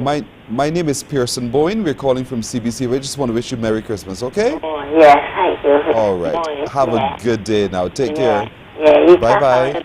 Bye-bye. All right. Take care now. Isn't that sweet? I love our seniors. Beautiful lady indeed. But Julia, you ain't home. You missed a chance. Beautiful lady on the phone, very polite. Now that is the salted earth. That's the kind of thing I like. So dial tone once again. Fat fingers are dialing. Let's see who we're going to call now. Let's see if we get you. Julia's mother was darling, a darling. Let's see if you answer your phone. The number Don't you forget. have dialed has not been recognized. No, that is not the way to do it, folks. If you've entered the competition, we got to recognize your number. So make sure your phone is switched on, all right? So let's dial again. We have some people, other people we can call. Let's call them all. And let's see if we get someone to answer the phone for us today. So it rings. Let's see how it goes. Tum, tum, tum, tum. Let's make your Christmas merry. Answer your phone. Do you guys normally take so long to answer your phone? My phone is always next to me, so I'll answer it right away. So let's see. Come on. Hi, you've reached Heather and Nisha. We're unavailable. No. Sorry about that. They're probably left home already. Let's get to another call. Let's see who else we should call today. It's 27 minutes now to go to 8 o'clock. What are you going to give me for Christmas, the competition? Don't forget, a big thank you to Purity Bakeries, Farmer's Choice, Jordan Supermarket, 365 Detox, Promo Tech, You have dialed an invalid... Berger Color Shop, Chickmont Foods Limited, Saul, Wildy and Warrens, Axel Finance, Impact Coaching, the Barbados Public Workers Cooperative Credit Union Limited, Kingsley Store, and Sunshine Snacks. All of them have come together to make your Christmas even merrier. If you answer your phone correctly, it's gone. Okay, there's the downturn again. Let's see if we get you on the line. Come on. I want someone to win this morning. Please. Remember, when you enter, you have to answer The number your you have phone dialed has not been every time it rings with the words, what you gonna give me for Christmas? You have to answer it like that. Not hello, not morning immediately. You can, what you gonna give me for Christmas? Good morning. What you gonna give me for Christmas? Good evening. What you gonna give me for Christmas? Hello. All of those kinds of things you can do. But what you gonna give me for Christmas? Say it again. Say again. Let's see. Answer your phone. Answer your phone. Answer your phone. The party you are trying to reach. All right. Okay, so we shall try again. Listen, when you enter the competition, please give us a number that you will be at all the time. All the time. Whether you're at home, at work, on the bus, in your car, walking the road, all the time. So you have to do that, all right? So please make sure that you give us a number where you are accessible all the time, every moment of the day. So we're trying once again. Let's see here now. Hello, good morning. Hello, good morning. How are you, sir? I'm fine, thank you. Good, man. What's your first name? Robert.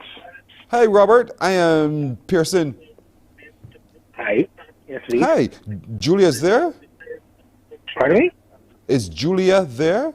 Oh, I'm sorry, dear. You have the wrong number. Oh, shoot. Robert, thanks, man. I apologize. But have a Merry Christmas, okay? Yeah, you too. No, you too. No problem. Good man. Thank you so much. Thank you so much indeed. Robert was cool. Cool under pressure, but Robert handled himself rather politely and rather well. So let's see if we get this one right. Now, maybe it was us who misdialed. So let's see how we do this now. I wonder if Julia's mother called her. Y'all think Julia's mother called her? Let's see. Phone is ringing. Answer the phone. Answer the phone. Answer it right. You know what you guys do? You look at a number. Good morning. What you give me for Christmas? Hello? Hello? I beg your pardon? What you give me for Christmas? Nothing. Absolutely nothing. What? Julia? Julia? Yes? We just called your mother. We called home, actually, and your mother answered. Did she call you? No. I went to go to the phone, but I see the friend's number, so I used to answer, and I know I put it for the competition. Mm-hmm. Worthy. So you only answer strange numbers in that way? Not really, but I know that I had put it for the competition, so I wouldn't take any chances. And you took no, but your mother said you had gone to work? Pardon me? Your mother said you're already at work? Yes, I'm already at work. Every day since minutes to 6. Really? So early? Yes, so early. So what time do you go to bed, Julia? Well, I usually go around 7, 8 o'clock. Okay, an early girl to bed and early girl to rise. Yes, Julia, around 3 o'clock. yes, congratulations to you. We're calling from the CBC. Indeed. Do you drive? Yes, I do. Oh, wonderful. And are you happy with your mileage? Right now? You get a lot for your gas? Not all the time, because the car kind of getting a little trouble, but... So how much in a week do you put into your tank to top you up? Like, say, the top up is like $100, but I don't put that. I put like, say, 60, 70. Well, don't worry. Don't panic. I have $100 for you. You have $100? Yes, yes. Julia, we have a $100 voucher compliments of Saul Warren's Saul Service Station, and we're going to give it to you. Thank you. You are welcome. You have enough gas now to remote the place, Julia. Congrats, Julia. Thank you so much for answering your phone correctly. Someone from our marketing department will give you a call to make arrangements for you to collect your voucher, okay? Thank you so very much. Have a pleasant day. Likewise, Julia. And Merry Christmas. Thank you. Merry Christmas too. Thank you. She's sweet for days, isn't she? Julia is our winner this morning. We finally got it. We finally got it. See? That's how it's done. All right. Should I take the break? But we're coming up very shortly. Agent Sharita will join me right here on Morning Barbados. Stay with us.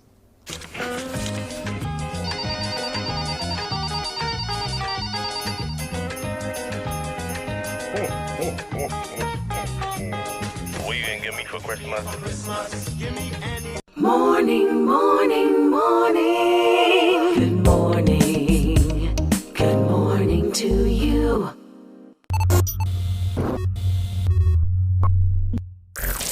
Think before you click. Be a chance. Think before you click. Don't forget now. you spread wrong information. Think before you click. Just stop and think before you click. Think before you click. If you can't confirm the source of the information, think before you click. When friends send news to your phone, check the source or leave it alone. Cause people creating fake news to deceive you and confuse. Alright yo, accident broadcast on WhatsApp. Check yourself, don't forward that. Have respect for the victim's family. You would not share family like that. Think before you click. Agents, think before you click. Don't forget now. Before you spread wrong information, think before you click. Just stop and think before you click. Think before you click. If you can't confirm the source of the information, think before you click.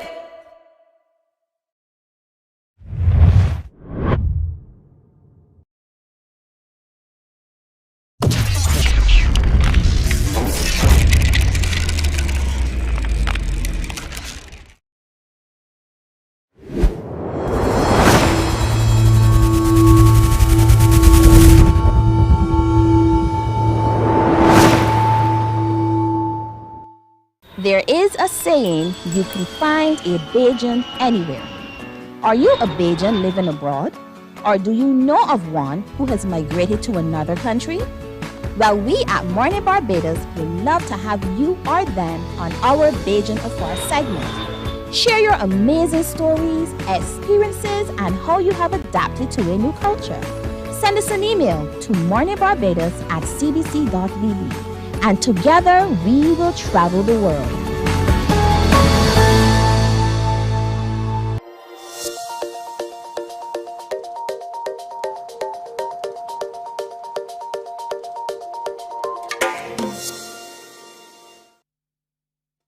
We're approaching 18 minutes now to go to the hour of 8 o'clock. You see it for yourself. Agent Sharita comes by to join us this heading to Christmas morning. Good morning to you, Agent Sharita. Good morning, Pearson. You got up your tree too. Yes, sir. You're a Christmas kind of girl. Gotta get out early. You're one of those Pardon? You're one of those Christmas girls. I try to be early because December flies by so fast. Yeah, it truly, truly does indeed. But you know, Christmas is for children, they say, and so you know, I'm sure you're going to be taking care of your boys to make sure they have a jolly old time. They dress the tree, so I have to give them all the credit. This is the first time I did nothing. Well done, boys. Well done. You've made Mommy so very proud indeed. Very pleased with you. All right. Today we're looking at some of those things that landlords need to know about rental inspection. What is rental inspection, first of all, and what are some of those things that landlords need to know?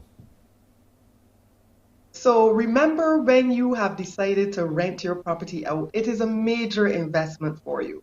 And one of the things persons don't realize is that inspections start from the point of writing your lease. You want to make sure that in your tenancy agreement, you make reference to the fact that you will want to conduct inspections, whether it's once a quarter or twice a year. Make sure you put that in your lease agreement so that you can rely on that when it comes to scoping out the property. Also, from the point of entry of the tenant, you want to ensure that you document your inventory, take any photos of the condition of your inventory, because all of this will come into play along the life of the tenant. So that has to be put into the contract. And if it's not in the contract, then the landlord has no right to come into the house. Well, let's qualify that. Yes.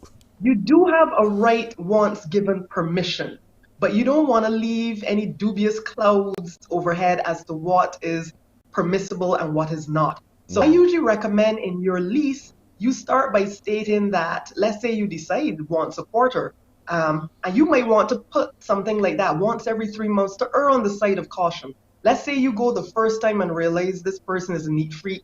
You don't need to go every quarter, but at least it's better to have something in place that if you do want to peek in, you can do that. You have to get permission from the tenant. And that's why it's important in that lease as well to put a minimum of 24 hours notice required. Some persons put 48, but I recommend putting 24 hours notice, except in the case of emergency. So other than that, you have to get permission. You can't just roll up with an hour's notice and expect to be let in. Agreed. I can hear a tenant thinking, but what you want to come here for?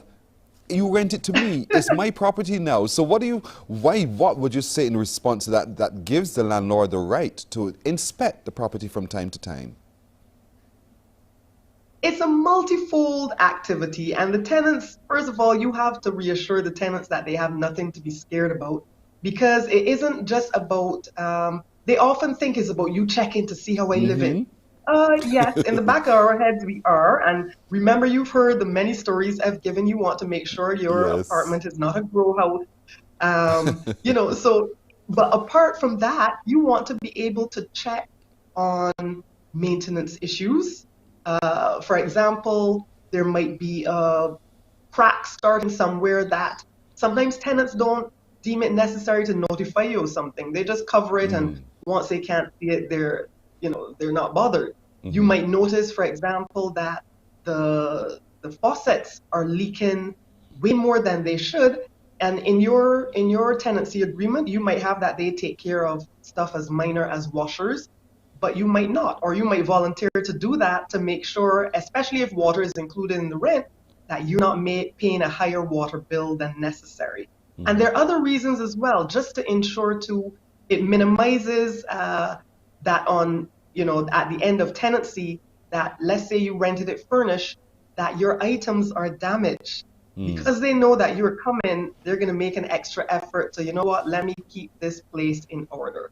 So it has multiple reasons in terms of coverage for you, and also making them feel too that you are about taking care of the place. Indeed. Should I have a checklist as a landlord? Should I have a checklist that is duplicated so that the tenant also follows the same checklist?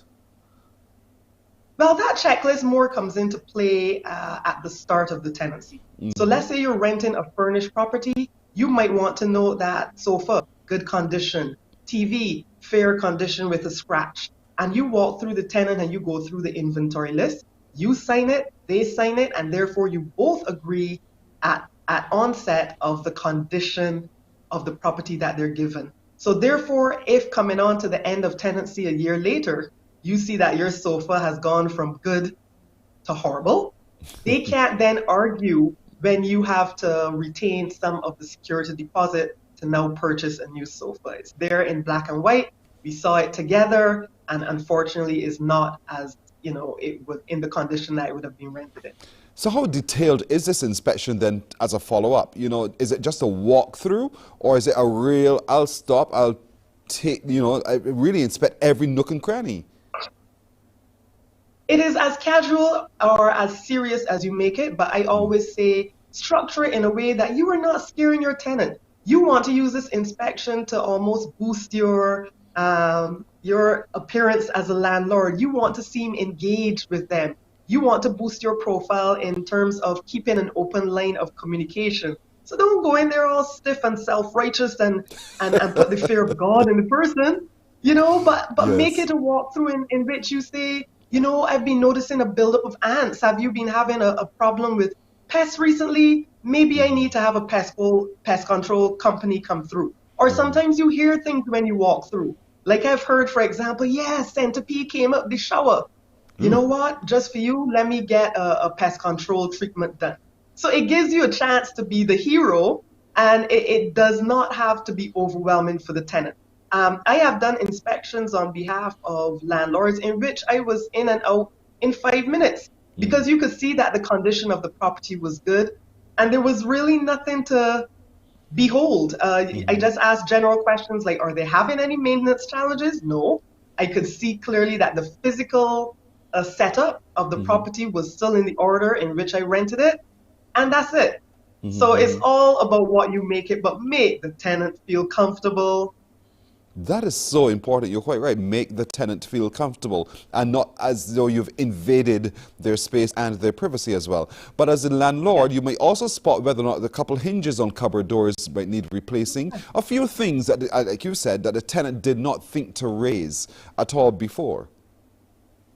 Yes, I have gone to a property already where the couple, they were happily living with a bucket at the end of their bed.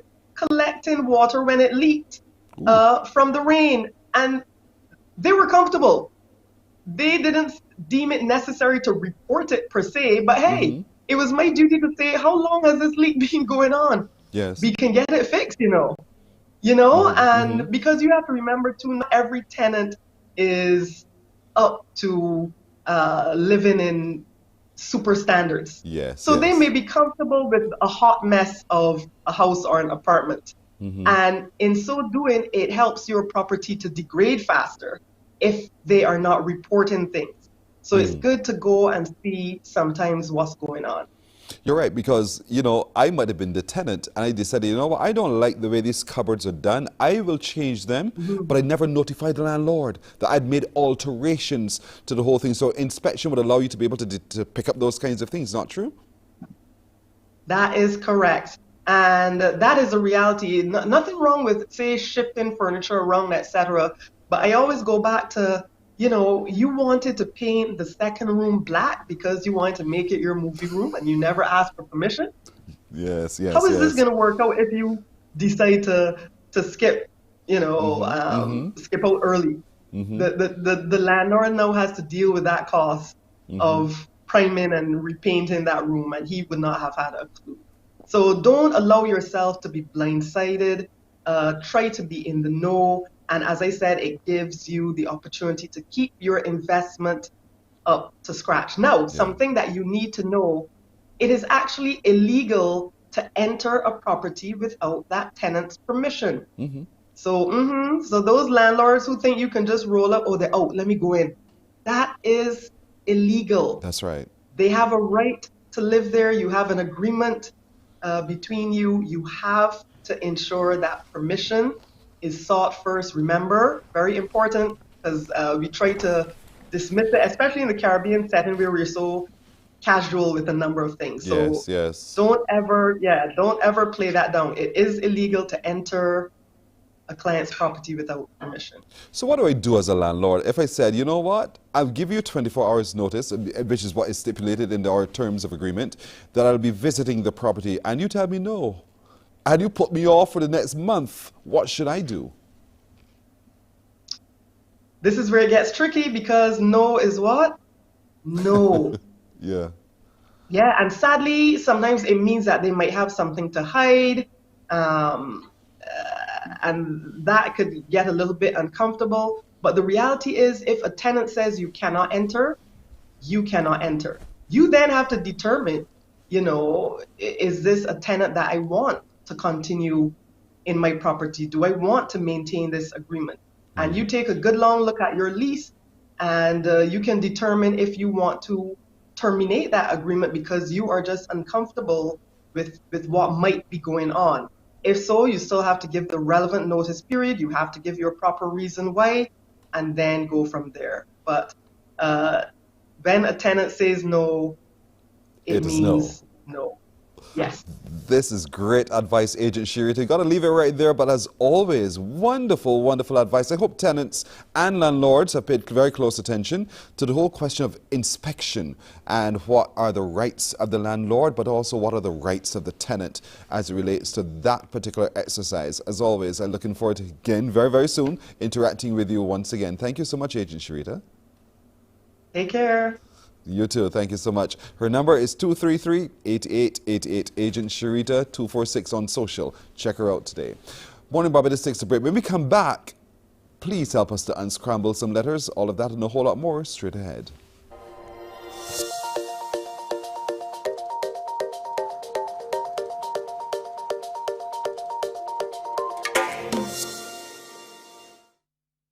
There is a saying, you can find a Bajan anywhere. Are you a Bajan living abroad? Or do you know of one who has migrated to another country? Well, we at Mornin Barbados would love to have you or them on our Bajan Afar segment. Share your amazing stories, experiences, and how you have adapted to a new culture. Send us an email to morninbarbados@cbc.vb. And together we will travel the world.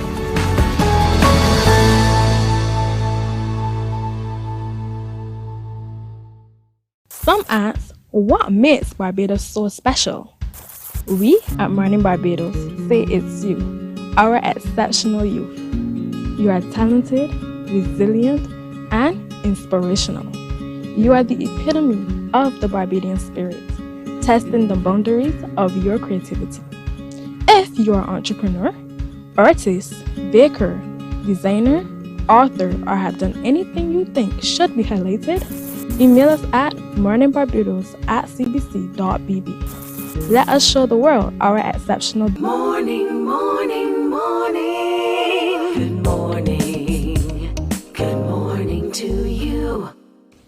Hey, look at that. 5 minutes to go now to the hour of 8 o'clock. We have 5 minutes in which I'd like you to help me unscramble some letters. We've done it through the year. We've done it for Independence. Now we're doing it for Christmas. So you know these words are definitely going to be related to the season of Christmas. So shall you give me a call, please, on 228-5562 or 228-5563 to unscramble some letters with me? Yes, thank you so much. 228-5562 or 228-5563. Let's take a look at the first word for everyone to unscramble. This is going to be easy, really, really easy. 228-5562, the numbers to call. As soon as you can, put the word up, or 228-5563. Help me to unscramble some words. And they're making me talk because they're making me wait. So shall we share with them the first word? Don't forget, coming up tomorrow, we'll be having our session talking HR with Hermab. So we're going to be looking at the professionalization of HR. But there we go. That's our first word for you to unscramble this morning. Easy so. Easy so. If you get this wrong, I cannot believe how Bajan you truly are. 228-5562 or 228-5563. Call me right now. And let's see if you get this right. Good morning. Hello. Hello. Hello. Good morning. Jug, good morning. Jug is absolutely right. Thank you, sweet Rons. Thank you so much. All right. Good girl. Jug is the first word. Let's give them another one. Keep your brain young and ticking. Got you now, though. Got you now. There are 1, 2, 3, 4 words on the screen, all in one sentence, I guess, if you want to call it. So it's not a sentence, really, but it's a phrase. So call me and tell me what words you can make from this. What words can you make? 228-5562 or 228-5563. Look at it very carefully. You know these words. You know them. It's up to you now to really prove it to me. 228-5562 or 228-5563. Good morning. Hello. Good morning, Kirsten. How are you doing? I'm well. Thank you for asking. How are you? I'm good. And Merry Christmas to you and yours. Likewise. Thank you. What words do you see on your screen? Smells wonderful around this thing. Snow on the mountain. What's that? Snow on the mountain. You sure? Yes, please. What does snow on the mountain look like? It blows off and it's a green plant and it blows off a white kind of flower and it's really, really nice on this thing. That's right. Thank you. So you're such a good girl. Thank you. All right. I have a great day. Likewise. Thank you so very much indeed. Got time to skip in one. Yo, bye-bye. Can we put in another one? Yeah, boy. Let's put in another one. Oh, I bet you don't know this one. I bet you don't know this one. I bet you don't know this one. 228-5562 or 228-5563. Call me now. Unscramble those letters. Tell me the word, and I'm going to challenge you when you're finished. So call. Call if you dare. 228-5562 or 228-5563. What word do you think we can make when we unscramble the letters you see on your screen at the moment? So call me and let me know. 228-5562 quickly or 228-5563. We just have a minute left. Up to you. Come on, let's do this. You know this word. 228-5562 or 228-5563. If you don't get it right today, I'll throw it at you again tomorrow. You better believe it. So let's see. Good morning. Hello. Yes, good morning. Is it Mar? Hi, morning. Is it what? Mar. Spell it for me. M-A-R-Y-L-E? No. Sorry. All right, thank you. Here. Anybody else is there? Is anyone else there? Is anyone else there? 228-5562 or 63 quick. Let's see if we can do this. This is easy. Easy. Indeed. Come on, folks. Good morning. Hello. Good morning. Hi, what's the word? Marley. As in? Floor covering. As in? Pardon? As in? Marley floor covering. There you go. That is it. Marley floor. Have you ever used Marley floor covering? Years ago. Years ago. But you big up now, so you don't use Marley anymore. I'm tired. No problem. Thank you so much for calling, all right? Have a Merry Christmas. All right. That's it for today, everybody. Thank you so much for keeping us company. My producer has been Alicia Asgrant, technical director Roel Ford, sound Christopher Blenman, and at master control Tamisha Green from Before the Christmas Tree. We wish you a lovely day. See you tomorrow.